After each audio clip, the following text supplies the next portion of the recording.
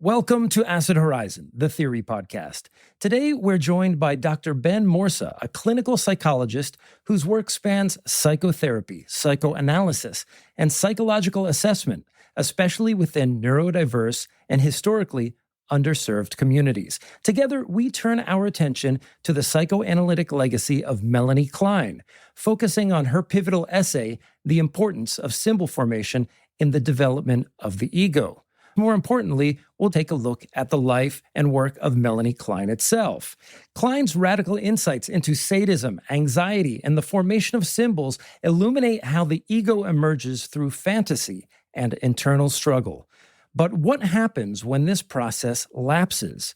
In Klein's analysis of Dick, a child exhibiting profound developmental delays, Klein offers a unique vision of psychic life arrested at the threshold of meaning.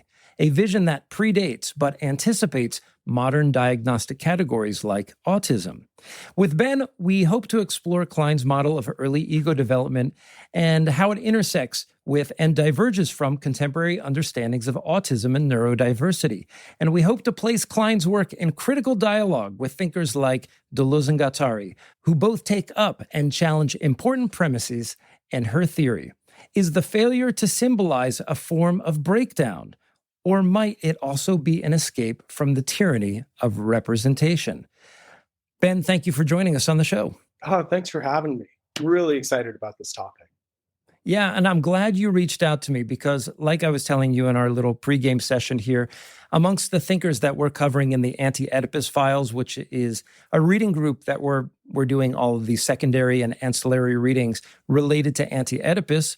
Please join our Patreon if you'd like to subscribe to that. Once we had announced it, you had reached out to me about Melanie Klein, and I was ever so grateful for someone to do that. I didn't have to do any tracking down, so thank you for that.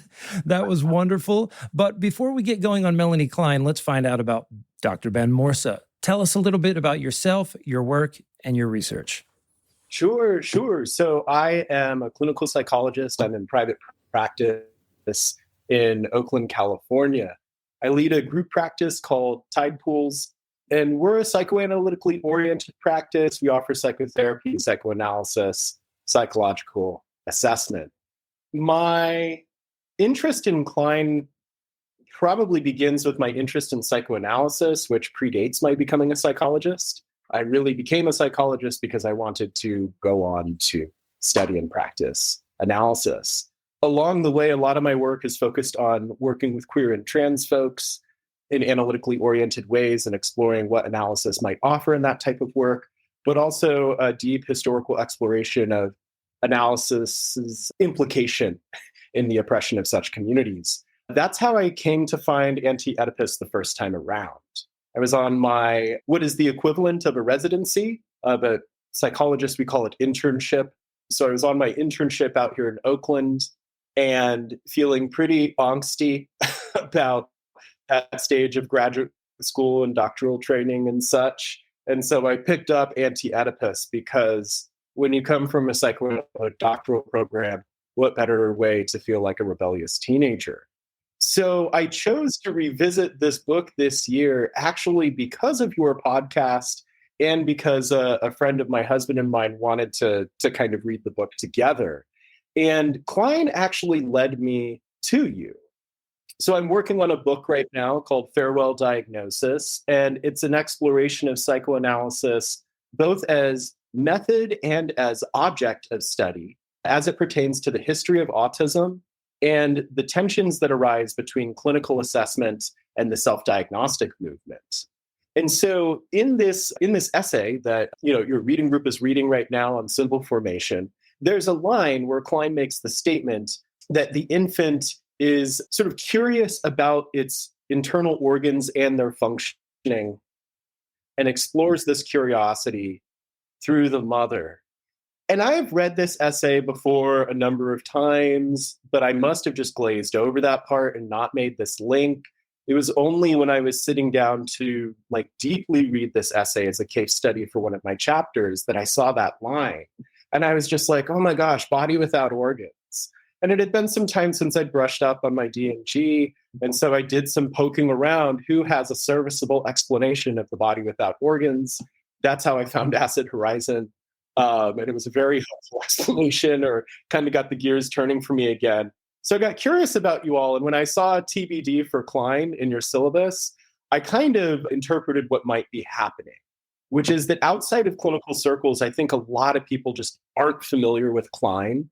Perhaps one of the most famous examples of Klein in terms of more central academic or queer theory, I might say, there's a chapter that the late Eve Sedgwick wrote on the paranoid and depressive positions as a way of exploring activism and critical theory. But outside of that, like, I think most folks, even if they're really steeped in psychoanalysis, Klein isn't quite where they go. We can talk about theories about that later if that's of interest to you all. But I thought I'd share, by way of introducing myself, like how I came to find you in this sort of rhizomatic trolling around, looking for other folks thinking about this stuff. Well, that's fantastic. The internet was doing its job that day. And well, I guess your bio has provoked, I think, perhaps what would be a more important question here, not just with respect to Klein, but maybe even with respect to D&G and psychoanalysis itself. Often from the Deleuzian perspective, we tend to think of psychoanalysis as this generally normalizing force in history, right? One that's pegged to an image of the nuclear family and so forth. How does that tie into your interest in queer theory? And what do you think is either usable, redeemable, whatever language we want to use with respect to psychoanalysis writ large? You know, in 2025, now that have developed so many modalities, I'm sure our research databases are full with lots of challenging data to challenge what we understand to be the general body of knowledge that is psychoanalysis today. Where do you see the linchpin between those two broad areas of study, and how has it gripped you and become an object of interest for your research and maybe even your personal life? Oh, gosh, what a question. You pretty much summarized everything about me and my intellectual project and what I have to confront and work through as a queer analyst, as a queer autistic analyst. And so let me backtrack a little. You know, nowadays, there's a lot of contemporary analysis and psychoanalytic work that is really exciting. You don't have to look very far to find it. That I think is doing much more alive work with queerness, with gender, with trans experience, with decolonization and post-coloniality. We can go even further than that. So I want to acknowledge that that is a very present and alive aspect of the analytic tradition right now, because I know those folks have had to suffer to do that and continue to do that to keep those messages out there. You're right to point out the historic and I think present role of psychoanalysis as a normalizing force. I think that can be less evident, in part because the analyst tends to be mysterious. Like, even in our contemporary climate where disclosure is seen as more common, even though Freud was like quite disclosing himself, there's still this kind of aura around the analyst where people are unsure what the analyst thinks. And that's by design. We want to allow the transference. It's the whole engine of the project. But I think what that kind of air of mystery allows, as it does in any case, is there are some nefarious things and assumptions that can happen. You're less likely to encounter, in my experience, just overt and garish statements about what it means to be gay, for example, as you were in earlier iterations of psychoanalytic theory. But I would argue that they're still present, they're just moved to a new level of abstraction. So seeing these binaries, seeing things presented as a triangle where we have these kind of two top points that produce a bottom or some kind of progeny, like this is iterated over and over and over and over again in analysis. And in my experience, like, there's a whole lot of variance in terms of people's capacity to be critical and curious about that. And anytime we see a lack of critique or critical curiosity in an analytic space, the first place we think is resistance. And unfortunately, I think there's just still quite a bit of resistance that we're working through in psychoanalysis to critique of its more normalizing tendencies. However, there are some seeds of hope here.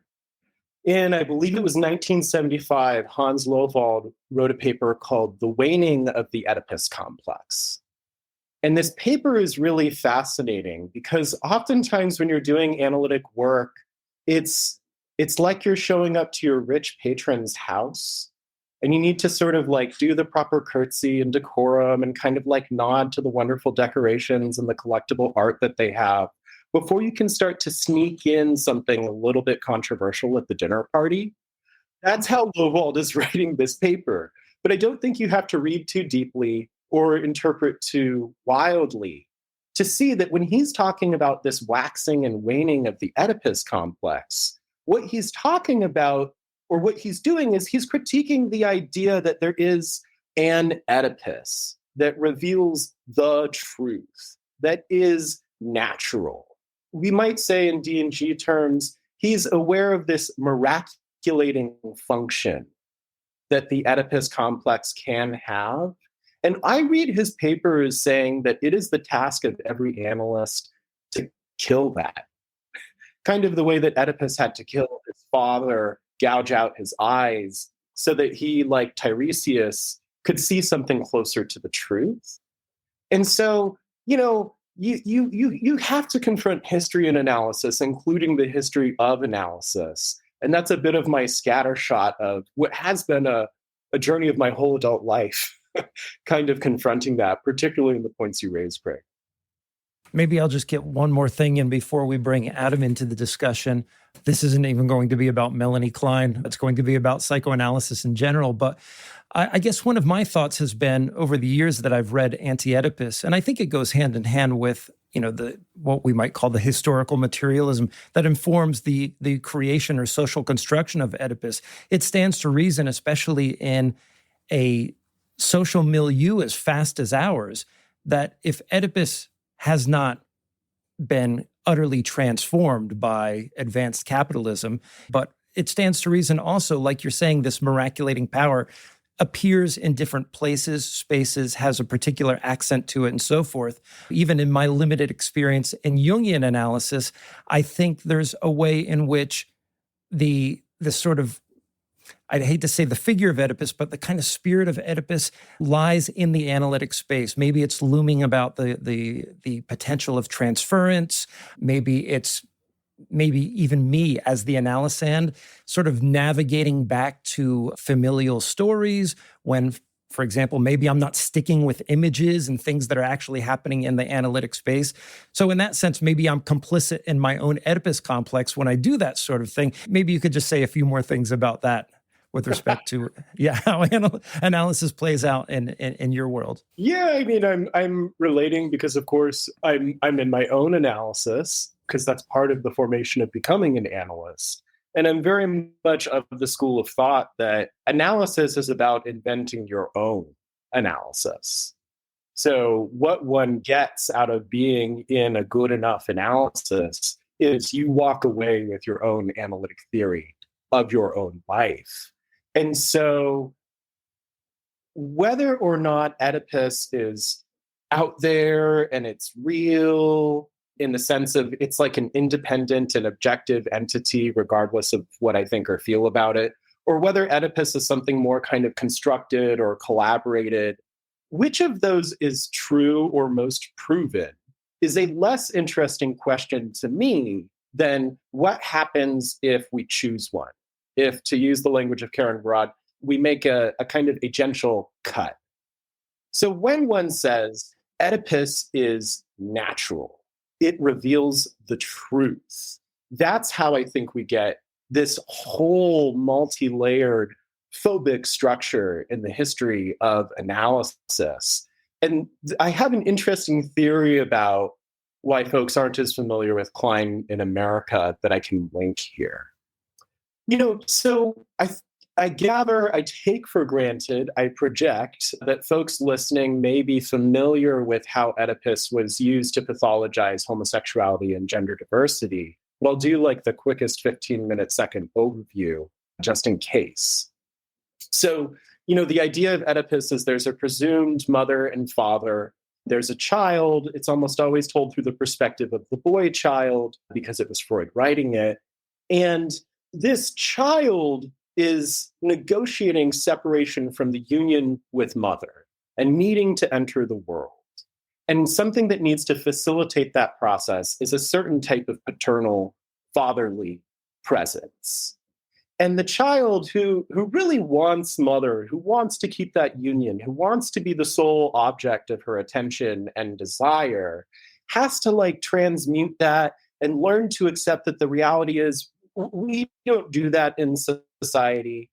And so has to turn to the father and say, well, he got mom, so maybe I could be like him and I could get someone like mom, and on the generations and procreation go.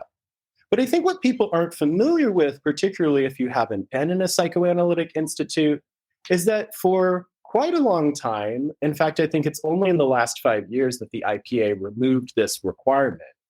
To become an analyst, you have to be a licensed therapist, and then you have to go off to institute, which is like a whole other 4 to 7 years of training, typically.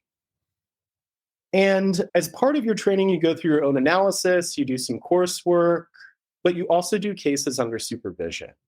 And they used to have these training requirements for cases. And the training requirement was you need to see a man and a woman. And the thought behind this was that it meant that everyone would have to negotiate homosexual tendencies, which are seen as universal in the Freudian system, and the erotic transference. And so Oedipus was installed not only as what one does with or to the analysand, but also something that the analyst has to demonstrate to their professional parents they can do in the appropriate way too, right? And so that requirement only existed until a few years ago. In the brief time I was at Institute, it was a requirement in their handbook, despite its touted progressivism. And so myself and the candidates organization of the Institute drafted a memo to the board and said, hey, we're in the Bay Area and many of us work with trans folks, and this requirement just isn't work, it's horrible, perpetuates all these things. We could go on about that for some time, but how am I doing linking with your question here, Craig? Oh, good. Well, it sounds like you're doing a little schizoanalysis inside the psychoanalytic milieu, which was excellent. Yeah, it's very, very much my method, I would say. They've had quite an influence on me to get you. We'll be back after we take a short break.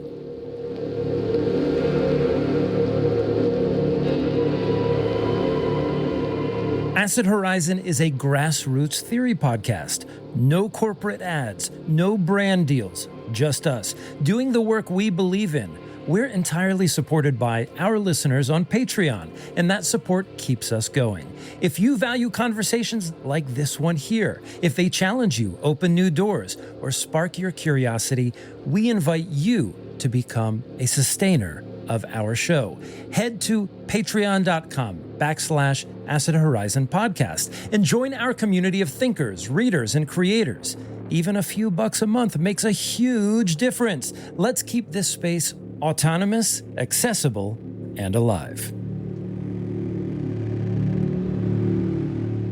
Yeah, and it's interesting as well the extent to which the Oedipus complex becomes part of the language of resistance as well to psychoanalysis. To the extent that if we, the classical form of resistance now is what the people want to do. They want to get it over with quickly, so they want to give, in a way, a psychoanalytic theory to the analyst and said, well, don't worry about this. I'll tell you everything about my mother, tell you everything about my family history. Here's everything that I think fits this very culturally dominant Freudian mode. And then they go, oh, now we know it isn't that. Because the language of Freud, anyway, it's so built into this. And the idea of the analyst, as you say, is so mysterious that the first thing you want to do is give them what they want, and you want to give it in this arcane kind of measure. But to move it on to Klein, one of the concepts that she really brings into the fold here, especially important for people like Deleuze and Guattari, is the concept of the part object. And this concept is central to object relations theory, her main sort of theoretical contribution to psychoanalysis as a field and its history. So could we just unpack sort of what this concept of the part object is and how it informs her ongoing her theoretical development throughout her career? Sure. We can try, because I think the first thing we say about the part object is it's really not verbal. Right? It's not easily housed in the symbol, which means it's not easily communicated by language. And Klein especially explores this in her theorization of infantile experience. What is happening in the mind of the infant? How is the infant coming to understand itself as an I? What does ontogenesis look like? How does the infant come to understand the world and the people around it? And as adults, we take for granted all of the intense complexity of development. And, we got our little pet theories about who we are and who other people are, and we kind of move around and we do our day-to-day. And if all goes well enough, that's good enough. But Klein, when she was beginning her experience, I'll give a little historical context here. So Klein was from Eastern Europe.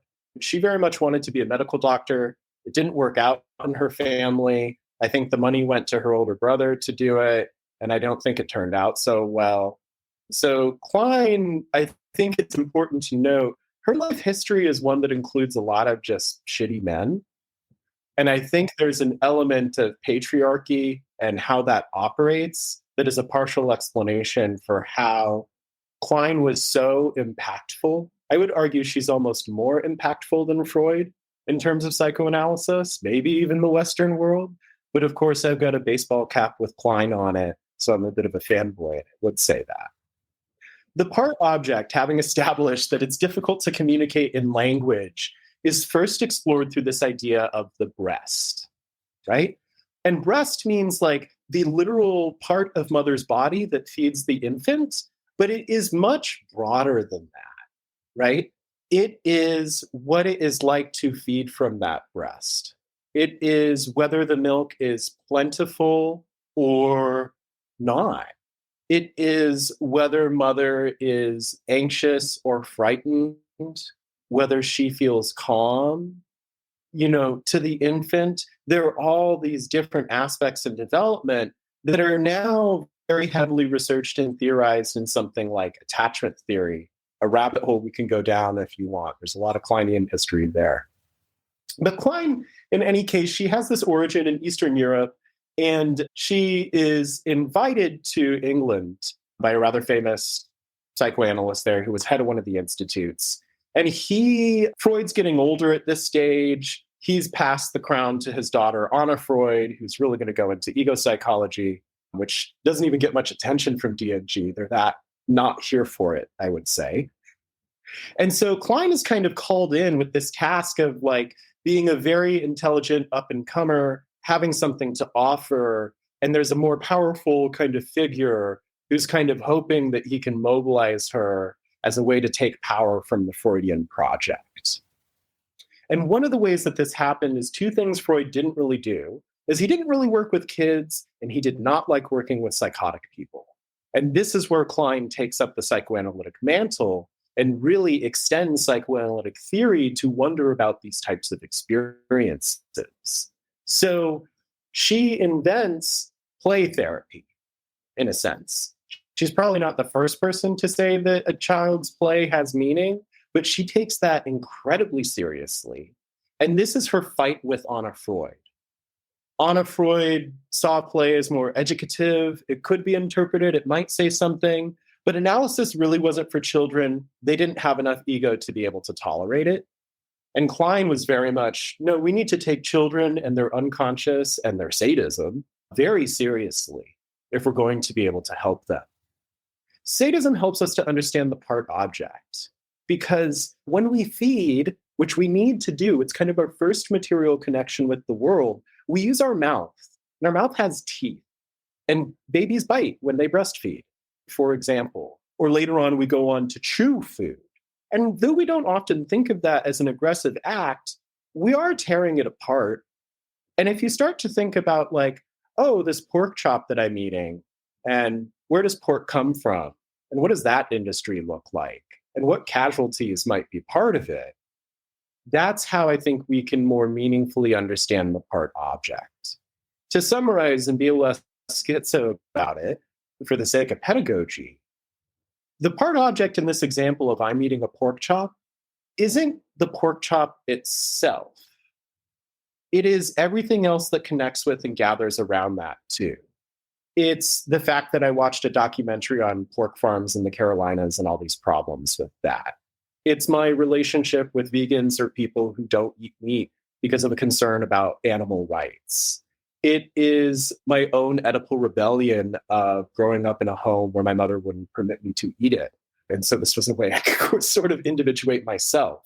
The part object, thus, is not only mother's breast, it's all of these other elements of experience and affect and where our mind wanders that gather around and weave through the breast itself. This is what I thought was absolutely compelling about Klein's work. Her introduction of the concept of sadism really got me on some interesting thought experiments. And I think you bringing in the notion of the part object and thinking about, for example, how Deleuze and Guattari think about desiring production and partial objects is helpful here.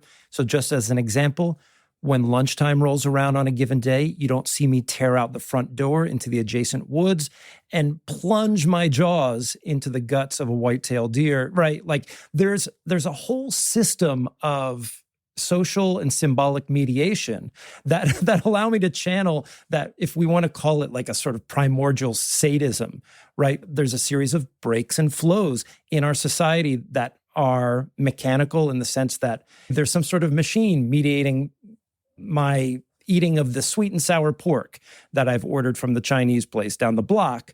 And then also, like you said, watching the documentary and ruminating on like, maybe I shouldn't be eating this so much. This creates this sort of massive collective fantasy with a pH that informs not only our attitudes, but real social practices about how food comes to our plate, for example. The idea that a child coming into this world not having had experience with all of the symbolic formations that we have created in our society has at their disposal teething gums and a breast.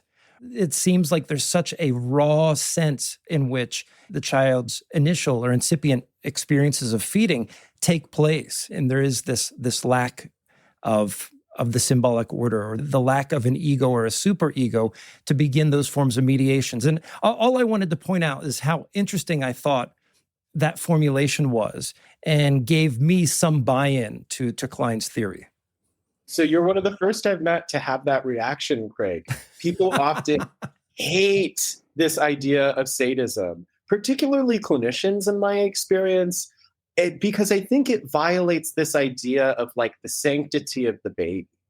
There is a moral thing that comes in, right? I tend to think of it more as a battalion sort of thing, that the baby, in some sense, expresses a kind of excess. And I think if we strip the notion of sadism of that moral cladding, then I think there's an easier way to adopt that idea. And to strip it of that, we have to be able to own it in ourselves.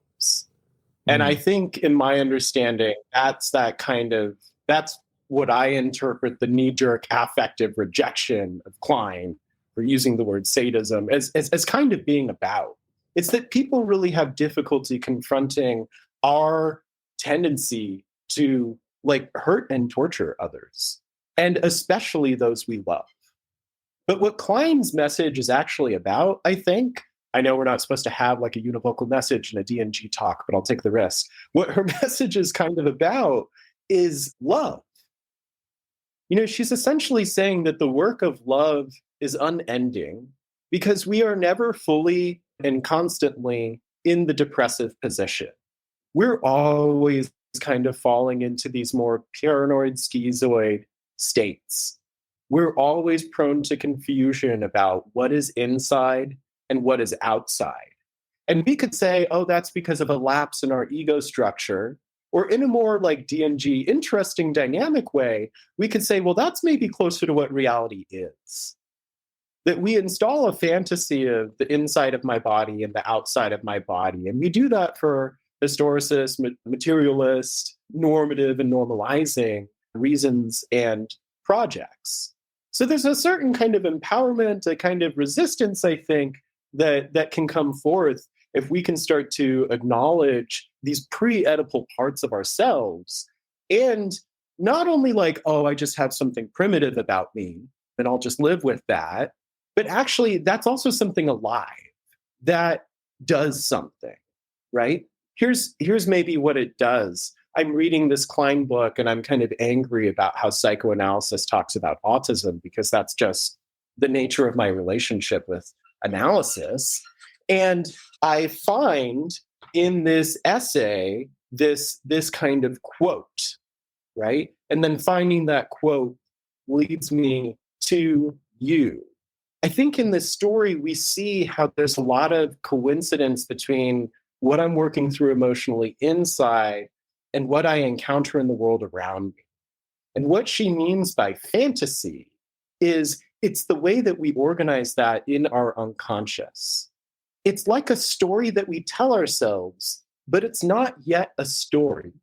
And in my view, what can come out of a good Kleinian analysis is tools for being able to weave these kinds of stories, right? Because when I'm eating a pork chop and I see a documentary about the horrors of pork farms, unconsciously, it's not just about, gosh, wow, that's sad, or I'm uncomfortable seeing that. Unconsciously, I'm needing to confront the fact that I'm participating in that violence. When it comes to sort of talking about the stories that children tell, though, in the infantile situation, how did Klein sort of tackle the problem of, in a way, sort of resources for interpretation? Because she wants to have access to the infant unconscious, but in regular analysis, just going back to Freud's examples of, dream interpretation and like slips of the tongue in a long form verbal communication or free association activity.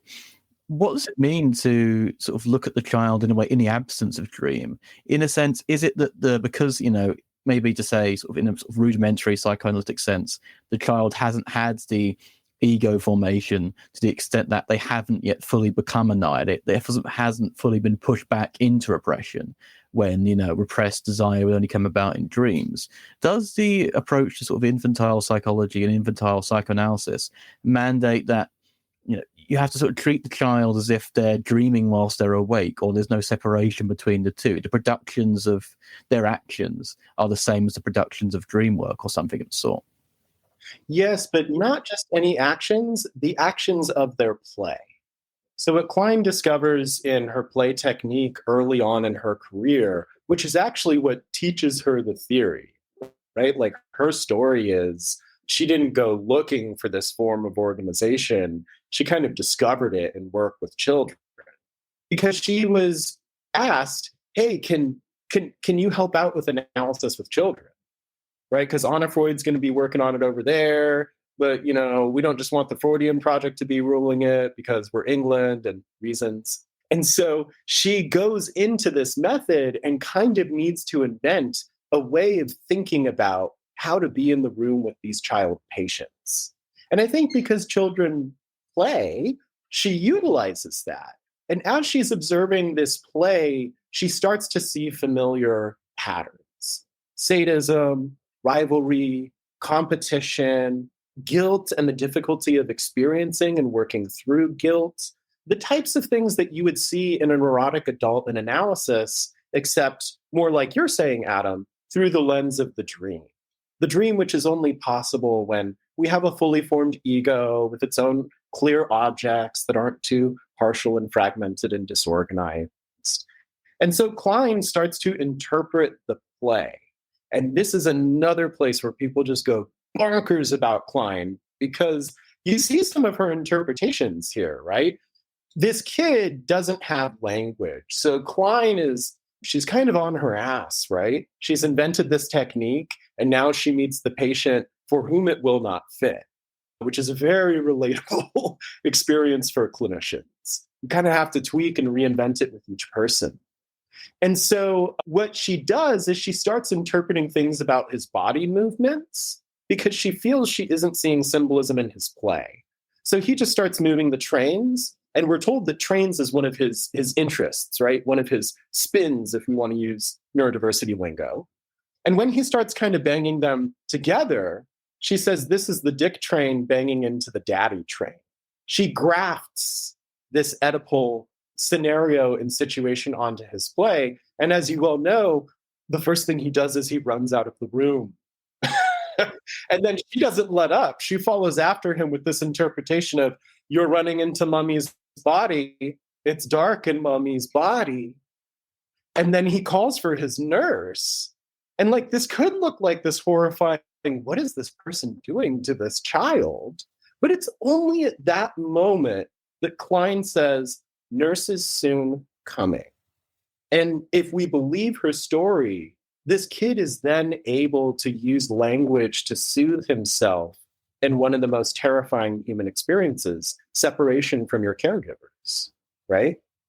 And so her interpretations are very on the nose. They're in very direct language, and they're very much about the body, the genitals, piss, and shit.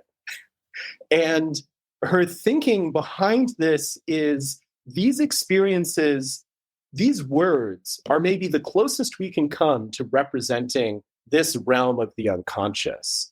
Because she's trying to say we should not sleep on how violent, chaotic, and laden with excrement that part of the human psyche is. Oh, no, I mean, yeah, and when he's talking about sort of dick and the trains as well, I mean, I know that psychoanalytic case studies, they have to anonymize the names of the people they deal with, for example, the rat man, the wolf man. I mean, calling him Dick, I think, is loading the dice quite a bit. But when it comes to like, when she makes these associations, one point she picks up a train tunnel and a toy train and moves them into each other and says, "This is Daddy going into Mummy." And at that point, you have to wonder, like, is she trying to, in a way, is what Deleuze and Guattari is saying, are they trying to impose the Oedipus complex on him so that he can have a quote unquote normal development? Is that the method there, to try and make those symbolic equivalents? Because she's saying to him, this is this. And she's drawing on Ferenczi's theory of symbolism, that all symbolism is about identification. Is she making a kind of chain of equivalences to lead the child into that fantasy? Not because it's not for any sort of nefarious purposes, I guess, in the immediate sense, but in the sense that, the Oedipus complex is what, if we process it properly in Freudian terms, then we're supposed to have, ordinary unhappiness as opposed to neurotic misery. Is that kind of the aim there? I think that is absolutely a very fair critique, and one that we need to keep alive. To your point about case studies, O'Shaughnessy, who's what we might call a neo-Kleinian, because people are going to run with Klein in British psychoanalysis, specifically at the Tavistock Institute. And this is where the bulk of analytic thinking about autism is. So it's a big part of where I live, but it's a part of analytic theory that often isn't talked about or encountered. I could go down that rabbit hole another time. I'm bringing it up here because O'Shaughnessy passed a few years ago, and a former teen, 12, 13 at the time he saw her initially, I think he worked with her for 4 years, wrote an article called "My Therapist Hated Me." Because he reads her article and he realizes he is the child that she is talking about. And what she is essentially saying is this is a kid who cannot at all Oedipalize. And he's sort of writing about his experience being that kid. So it's fascinating. You can Google it. It's freely available. But I think it really parallels this critique that you're bringing in. Is Klein putting something of her own onto this child? And what a central question to be asking as a therapist, as an analyst. I think for me, this raises the question of how do we want to define development? Because I think we're all familiar with, we could do it in this really gross, linear, Western colonial way. But does that mean there is no experience where one person helps another person to grow in whatever broad way we might define that? And if we start to take that as a project, what does it mean? Because I think the danger is, many younger clinicians I encounter and many contemporary graduate program structures I encounter, there's this like fantasy that if we call them clients and we say we're relational and we tell them about our dog and our family and everything else, that somehow we've taken the power out of it. And I find that almost more concerning than Klein just being pretty upfront with her interpretations. Because she also had a lot of room for her patients to give her hell, and they did. And that's where the sadism piece comes back in for me. Like, what I appreciate about her allowing the infant to deploy sadism is it kind of levels the playing field, right? Like, the infant is otherwise helpless. And sort of having this tool to engage, to push back on the environment, I think really offers a lot for us and may offer a lot for like an analyst considering how they want to work with a patient. So the short version is, yeah, I think you're bringing in the perfect critique. And I think another element I would add to that is if we say that and then we just pull away from interpretation like it's a bad thing, it creates different problems. So the way I respond to that critique is like, oh yeah, like let's get deeper into that, because that is really crucial. That was one of the questions that I was going to ask coming down the line here, and maybe we can get right to the end of what I wanted to discuss. Clearly, Klein is invested in this developmental model of the psyche. Some of the post-Jungian thinkers that I'm interested in, like James Hillman, for example, I think sit nicely alongside folks like Deleuze and Guattari in the sense that Hillman is very skeptical of the notion of development as an analytical tool, as a rhetorical tool in the space of analysis itself, and as a theoretical tool more broadly. We could even say that something like that is operative in anti-Edipus itself with respect to identifying Deleuze and Guattari, and this is probably Guattari's influence more so here, saying that desire is immediately invested in the social field. How does that chalk up in an analytic space?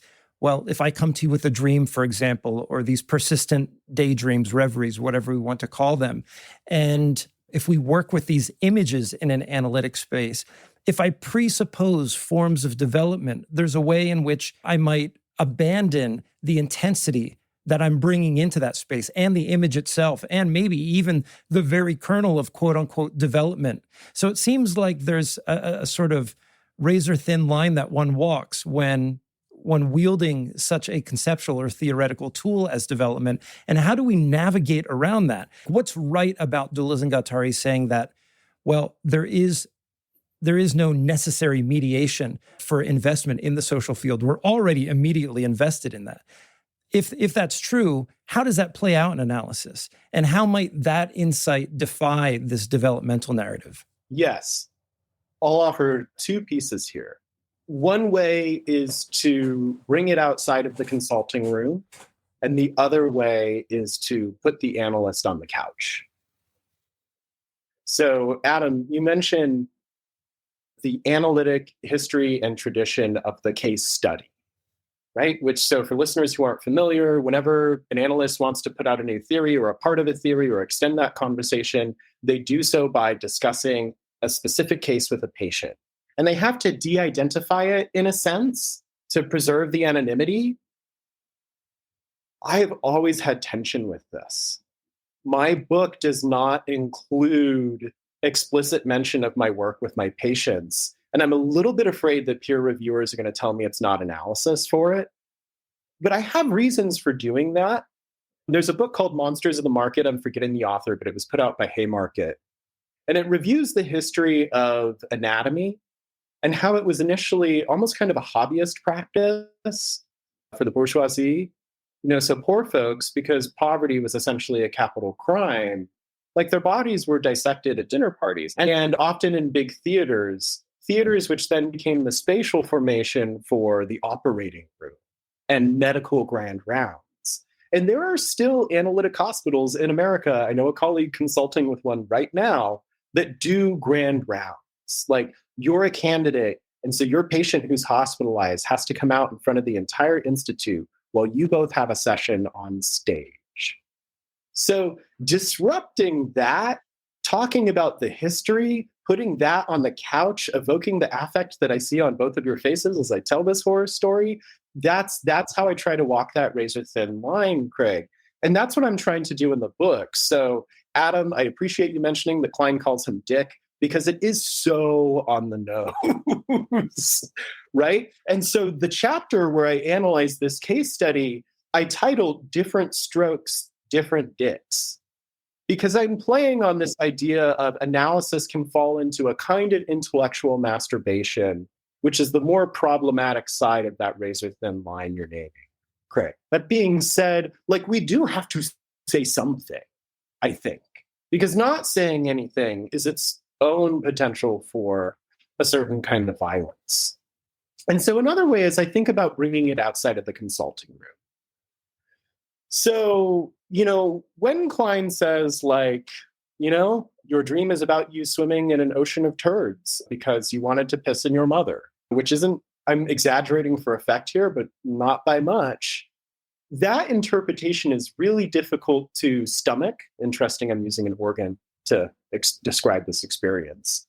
And so when I teach students Klein, I'm always prepared for like the freak out in the beginning.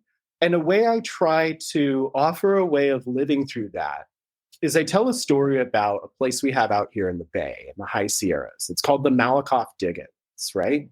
And so California, I grew up here. You learn all about the gold rush, right?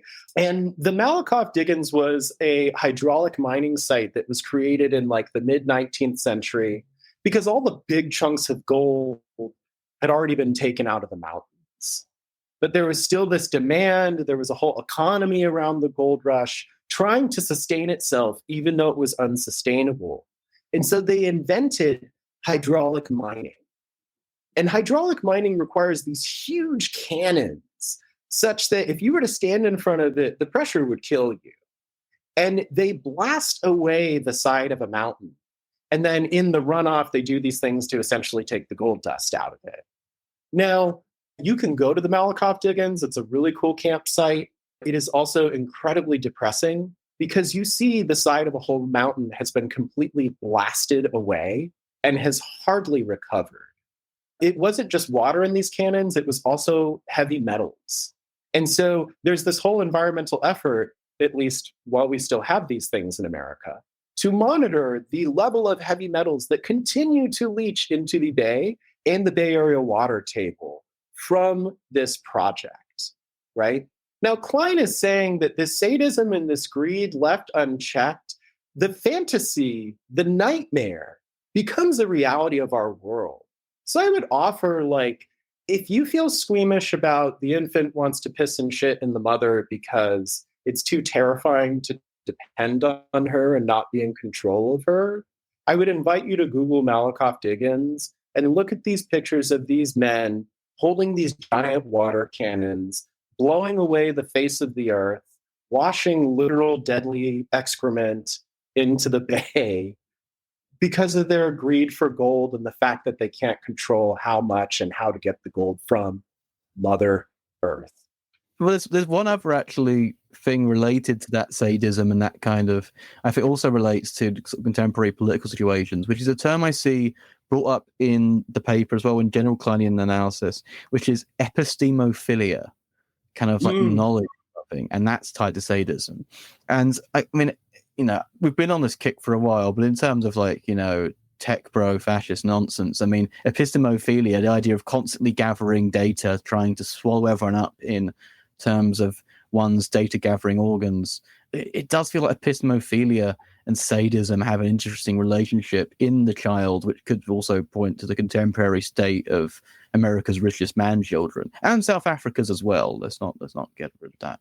I mean, what is this idea of epistemophilia? How does that encounter sadism? And for Klein, is it predominantly an infantile disposition, or is there a way to sort of take? I mean, I guess for in the adult it would be a reappearance of the infantile, but is it transformed in some way? Sure. So epistemophilia, or the epistemophilic instinct in Klein, is kind of something like baby is breastfeeding. It feels good inside because, it can feel being fed, or so we assume. And that good feeling inside coincides with the breast being in its mouth. And so that is how that object, that part object, that good object is formed. It's this equation between what feels good inside and what the baby is eating.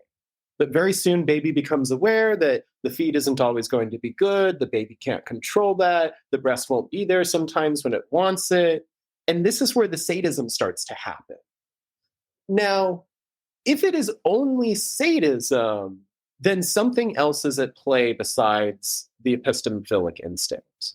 Because in order to really engage the epistemophilic instinct in any meaningful, productive way, you have to work through the depressive position. And the depressive position is about realizing, oh, the breast that I attack, I actually depend on. And in attacking that breast, I am also attacking part of myself. And that is deeply tragic, because now I have to live with the fact that I'm not only someone who attacks myself, but I'm someone who attacks the people that I love and depend on. And so the epistemophilic instinct, I would argue, is really only mobilized if the person is aware of the damage they've done and they're trying to do something to repair it. Like for Klein, that reparative piece is deeply connected to the epistemophilic instinct. And if there's no repair coming out, then there actually is no meaningful process. So I think what this tells us is that there needs to be a bit of violence and destruction for meaningful work to happen. So like the neurodiversity community is rightfully oftentimes in a place of like, screw classical psychological assessment, because there are all these problems with it and it's been oppressive. And many neurodivergent activists are like, well, screw psychoanalysis. Do you know what they had to say about autistic people? And that makes sense. And we need that kind of critical, productive work if anyone who calls themselves an analyst is going to do the intellectually genuine work of figuring out, well, if I'm going to do this, like, how am I going to make something more loving? Now, the tech bros, I would say, they're not engaging in epistemophilia. They're performing it, and I won't say as a kind of drag because that would be disrespectful to drag. It's really like a bad aesthetic, like a bad costume. And what is missing here, and a really important Klein concept we haven't talked about, is I would call that the manic defense. This is somewhat distinct from like clinical mania, so I want to differentiate that. But the manic defense for Klein is what gets in the way of doing the depressive position.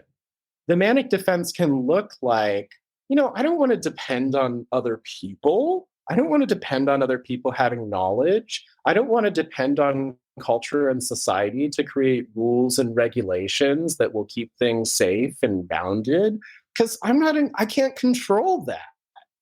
So I'm going to destroy it. I'm going to parade around with a chainsaw and hack things apart. That is a denial of the very real violence that someone is doing. And Klein would say, that's a manic defense. You flee into this grandiose space of like, just break it. We'll go to Mars, And it has that like kind of frenetic, teeth gnashing, bright and shiny, loaded with money and an Acapulco aesthetic that I think is just, for me, it reeks of this manic defense, like an inability to grow up and say, I hurt people and I need to take responsibility for that. Well, given that we're experiencing that at the scale we're experiencing it at now, what's Klein's solution to the... I mean, unfortunately, and I think part of why she's not popular in America is she has that continental tendency. She's not offering like, here's the happy way out. What she's helping us to do is just to get real about the shit that we're swimming in. And I do think that she does more than pessimism because she holds the possibility of love. And I'll share how she came to the depressive position. And this is Julia Kristeva's biography of Klein is excellent. So if you're into Klein and if you want the gossip and the dish and some theoretical extension, and it's really, really good. A lot of what I've brought in about Klein today, about her history, I've gotten from that biography, maybe other sources. The depressive position, Klein had a son. It's thought that her son was gay. But given the time and the space and his mom being an analyst, he wasn't out. One day he falls off a mountain while he's hiking a trail. It is unclear if his death was death by suicide, and unclear whether that was because of experiences of homophobia and oppression.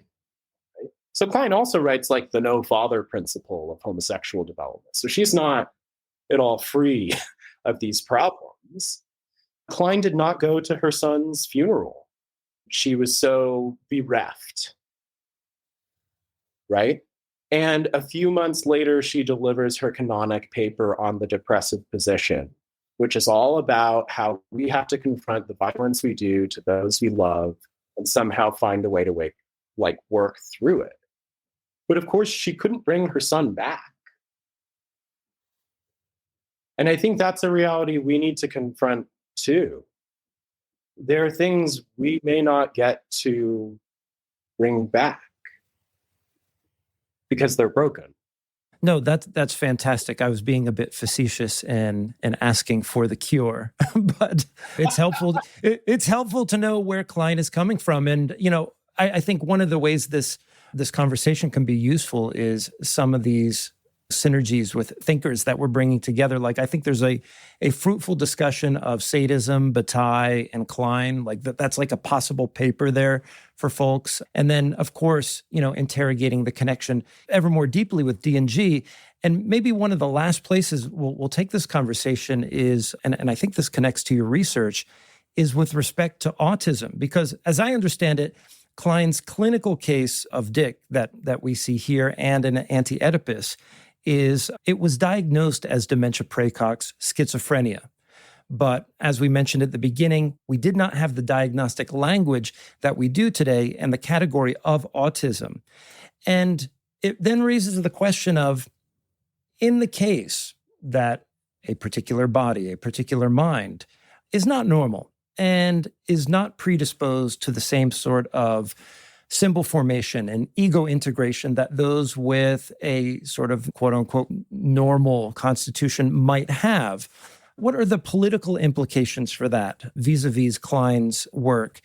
And where are you at with Deleuze and Guattari's usage of Klein and this particular case and the whole notion of finding lines of flight from normalizing processes? That I would say is probably one of the broader arcs of our podcast here, and interrogating the ways in which perhaps we in our own world, no matter who we are, can find such lines of flight. I mean, there certainly is a risk in using a case of neurodivergence as a model for that. I mean, that's something that Deleuze and Guattari were taken to task on, but they had a response prepared in advance for that. I think their theorization of schizophrenia, for example, is not clinical schizophrenia as such. It becomes a kind of conceptual schizophrenia.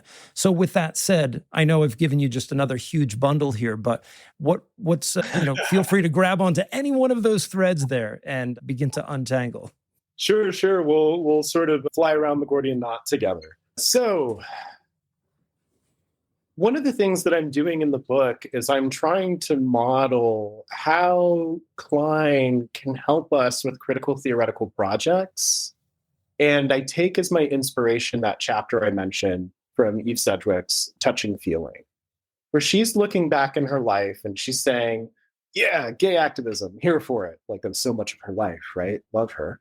But she's also saying there's a way that this got univocal. And that has problems that we need to confront. And she says, maybe it's inevitable that would happen, that critical theory would become so paranoid because gay people were seen as, paranoia run amok, essentially. The Wolfman and those kinds of cases, I think, help to demonstrate that. Schreiber, maybe most of all, helps to demonstrate that aspect of Freud's theory. Of course, Freud never treated Schreiber. He just read his memoirs. In any case, autism, Deleuze and Guattari, this kind of piece, there is a lot of confusion about autism and psychosis. I think because they're both located pre-Oedipally in classic psychoanalytic thinking. But Deleuze and Guattari's interest in autism and the case of Dick, I'm almost certain comes from the fact that they were close with Ferdinand Deligny. they mention him at points, and in that biography, Intersecting Lives About Them, there's more about this. So I'm not comfortable with the critique that like they're just taking from neurodiversity and appropriating it. I think they were more embedded in it.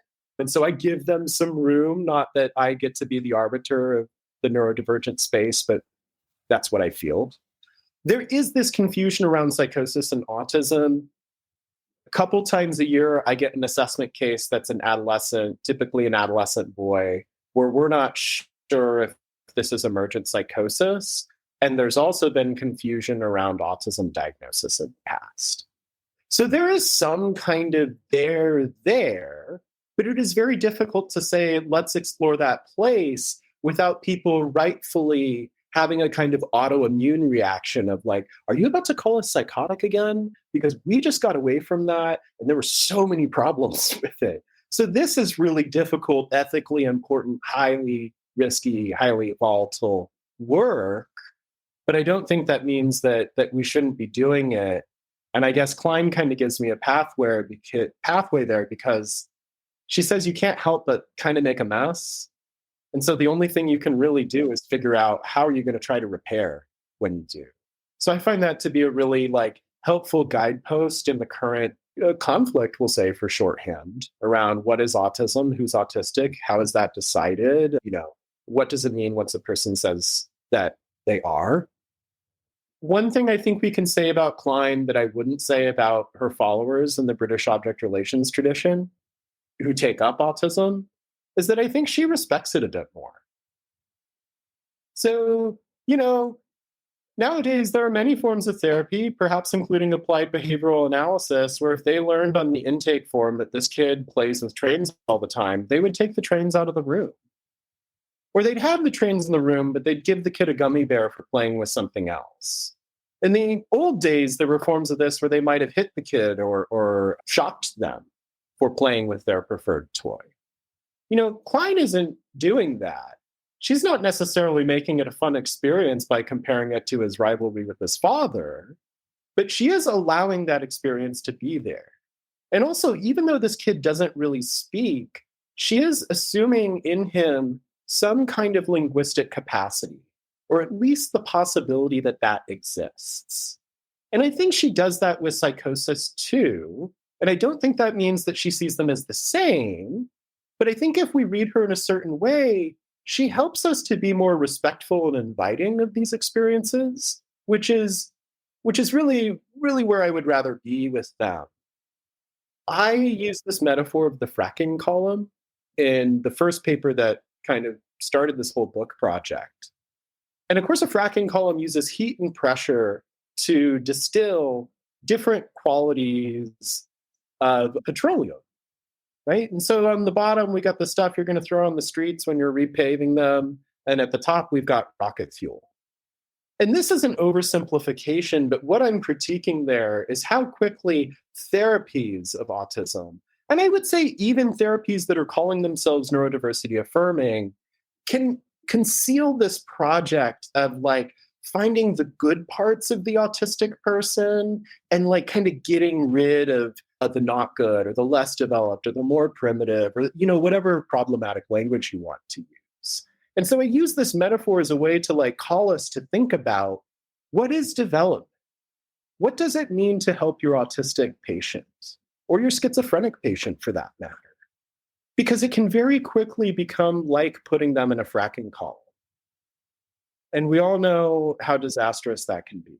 Yeah, I mean, I find that fascinating as well, because as you're saying, psychoanalysis has to keep contending with these legacies. And we spoke about, not having a term for autism at the time that Klein was writing. I mean, one was being prepared, but it was being prepared by Asperger. So we could be thankful that she didn't end up using it. And in terms of like the way in which neurodiversity is approached, I mean, I guess I wanted to ask something about your book on critiquing the legacy of diagnosis, or in terms of a diagnostic mode of reasoning, which I think that's what Shelley Tremaine talks about quite a bit as well. In terms of, I mean, what would it mean for psychoanalysis, I guess, to change the relationship to the concept of diagnosis? Because I know the DSM, for example, is not ultimately a psychoanalytic text. It is becoming a sort of shorthand. But in that way, does psychoanalysis no longer have to Does it have to reorient itself to basically engaging in a less stable practice? And I don't mean that in a bad sense. I mean the sense of you can't simply turn to shorthands, because this is what we might see something that's problematic in Klein, because when we was doing the session, people sort of loved the investigative techniques and the narrativization of Klein, but they didn't like the categories being applied, and that's where people get lost, you know. And in terms of that project of being able to, it's hard not to sometimes read Freud and think of it as a kind of detective novel, you know, where especially something like Schreber, where it's so convincing because he's got a case. You know, this is why Dr. House works so well. It's just Sherlock Holmes in a hospital. I mean, what does it mean to change our relationship to diagnosis? I mean, even we're talking about, you know, if we do neurodiversity affirming, as you said, you're only affirmed on the basis that you fit the model of a good patient. You know, there's kind of a link between hospitality and hostility there, where you're accepted as a guest on the basis that you act like a bloody good one, as defined before your entry. Yeah, the hospitality one is an excellent framing there. So D and G in the first chapter, there's this line, I'm forgetting the quote, but they seem to describe Klein as the least Oedipal psychoanalyst. And I think that's why they use her. Like, she's so far from what they want to critique, but they still find it in her.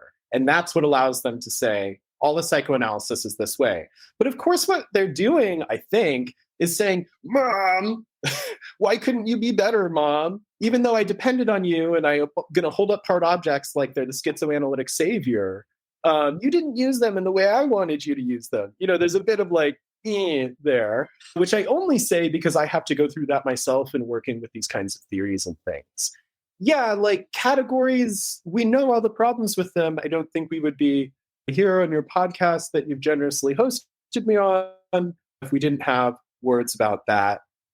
That being said, I think categories are kind of more for the analyst, or they're more how we talk to each other, and they can be helpful in that sense. And I don't mean that in the like the wizard behind the curtain and you're not allowed to know. It should be transparent to the public or lay folks, you know, but I don't think we should assume that just because analysts think this way, like that's what they're sitting there thinking. You know, like if I have a patient listening somewhere, I'm not sitting in session with you and going, oh, that's your paranoid schizoid. You know, like these are ways I organize my thoughts outside of the session, ways that I do critical theoretical work. They certainly inform and shape how I do analysis, but the experience of analysis is like so much less categorical, at least in my experience. And maybe some of that's my population because I work with folks for whom the category has been violent because they've had to be a hospitable guest in the house of language. And part of the fun of my work is how can I help them find ways to be like a little more ornery and flip over the table and do that ethically. Well, I was going to finish up the podcast, but now I want to talk about that. How do we become a little bit more ornery and flip over the table? Like, what does that look like in a psychoanalysis session? Or like, what do you think is typical? Because here's a concern that I have as being, you know, I'm of many minds about psychoanalysis, but on those days in which I do want to be a little bit more ornery and flip over a table, it makes me think, okay, how can I subvert those normalizing tendencies, not only within psychoanalysis, but recognize within myself that over a lifetime of what we would call subjectivation, just becoming a good little soldier, a good little boy, there are times at which that translates into a kind of bad conscience about changing, development, you know, staging a fruitful encounter and feeling preempted emotionally for whatever reason. However, generally we want to apply what I've just said there. But where do you see that in your work, in your analysis, where you think that, okay, you know, maybe you should shake things up a little bit? I think perhaps because of some like contextual elements around what it means to be in a private practice, you know, the nature of fractured healthcare in our system. I am a therapist who takes insurance, but it's a limited plan for university students in my area. And otherwise, it's private pay.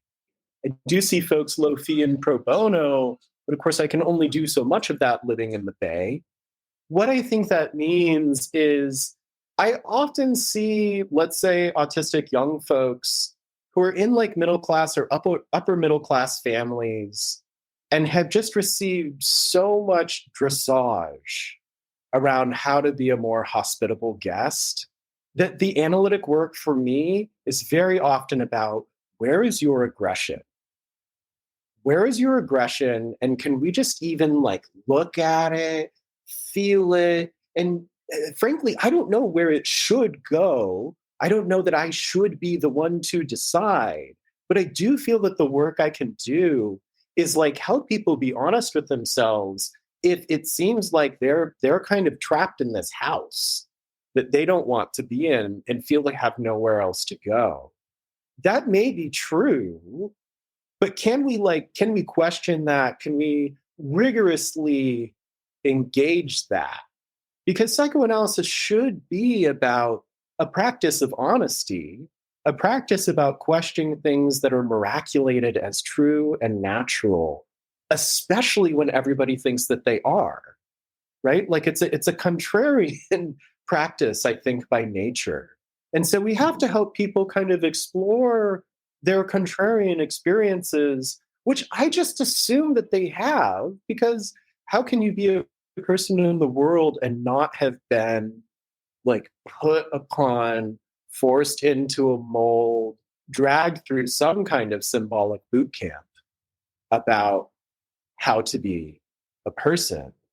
And then I think the other thing is some kind of modeling. And that is hard to do because I am an analyst who believes that like I shouldn't be taking up space. I'm not really into people asking me how I'm doing. I'm here for how you're doing.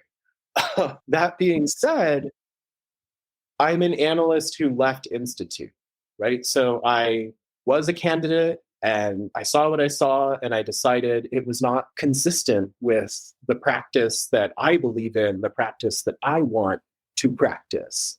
And so sometimes it's helping people find, is there a pathway for you to step out? Even in the smallest way, even or especially in your own mind. Stepping out's maybe my form of aggression. Aggression might look different for other folks, but aggression, when love and reflection are also folded in there, that's something more like the epistemophilic instinct. And that's a more kind of trustworthy instinct, I think, or cultivating that kind of instinct is one thing I think of when trying to answer your question, Craig. No, that was a phenomenal response. And with that said, we've been talking for more than an hour here and having a lovely discussion. And I'm sure at this point, especially for those who are living in the Bay Area, if they wanted to get in contact with you, are you open to taking on clinical patients, clients, or however you call them? Sure. Do you want a story about client versus patient?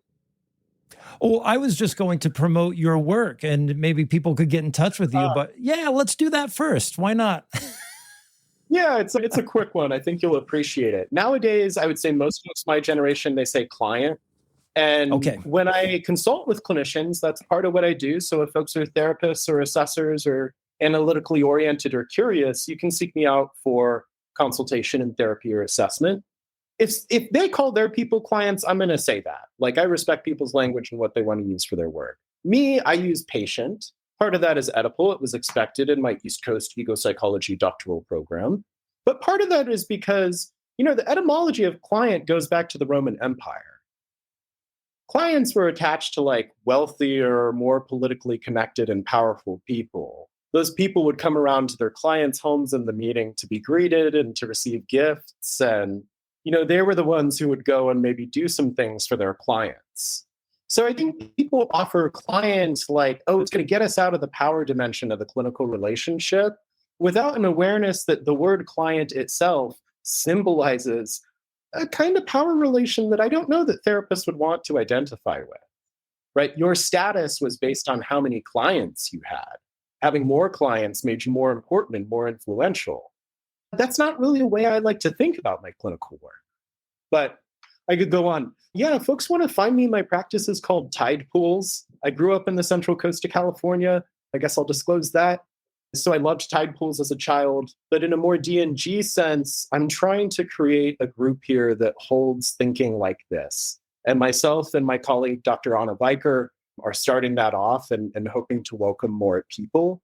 I chose tide pools, though, because it's connected, it's an ecosystem, it's related, but they're all different. They're all kind of doing their own project. They're all doing their own thing. And that's something of the image that is guiding what I'm imagining, hoping, visioning for our practice. So tidepools.org is the URL, and folks can find me there if they want to be in touch. And that's excellent. Well, I was so glad that you reached out to me about Melanie Klein, and I think we got a lot more than Melanie Klein here today. And I would love to have you back at some point. I'm sure there's much more that we could talk about, especially with respect to queer theory, therapy, and so on. And I just want to say thanks again to you. Oh, thank you both. I mean, I'm always like a little nervous about presenting Klein because she has such sharp edges. Yeah. But you all have had such wonderful questions and ideas, and it's really also helped me to deepen into my own thinking about her. So this has been a real live experience for me. I'm glad I trusted the rhizome and sent you all an email some months ago. Yeah, and I'll just say, and I'll include this at the end of the episode too, I mean, please feel free to either join our Patreon and like interact in our Discord, but there's also the bigger project, the Schizoanalysis project, which is a Discord server where we're reading Anti-Edipus right now, and there's no money to join. I'll just slap it in the show notes here. But feel free to come and interact. And I mean, these kinds of conversations are happening all the time there. So yeah, once again, Ben, thank you very much. Oh, wonderful. I'll certainly see you there. Thank you both again.